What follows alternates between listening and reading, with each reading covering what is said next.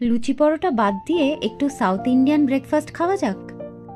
তার জন্যে প্রথমেই নিয়ে নিতে হবে 1 কাপ সুজি, 1 কাপ টক দই, 1 চামচ নুন, কিছুটা কুচো করা কাঁচা লঙ্কা আর কিছুটা কুচো করা ধনেপাতা। সব কিছুকে ভালো করে মিশিয়ে নিয়ে তার মধ্যে 1/2 কাপ মতো জল দিয়ে একটা স্মুথ ব্যাটার তৈরি করে নিতে হবে।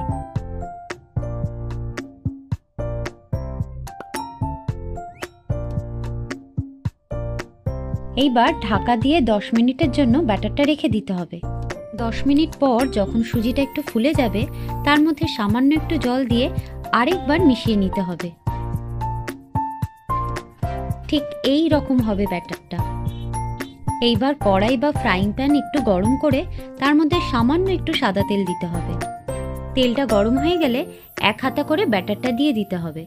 এইবার উপর থেকে কুচো করা পেঁয়াজ, কুচো করা ক্যাপসিকাম, কুচো করা টমেটো আর একটু ধনেপাতা দিয়ে উপর থেকে একটু নুন ছড়িয়ে আর 1-2 ফোঁটা তেল দিয়ে ভালো করে খুন্তি দিয়ে একটু চেপে দিতে হবে, যাতে সবজিগুলো ব্যাটারের গায়ে একটু আটকে যায়। এইবার উল্টে দিয়ে অন্য দিকটাও একটু ভাজা ভাজা করে নিতে হবে।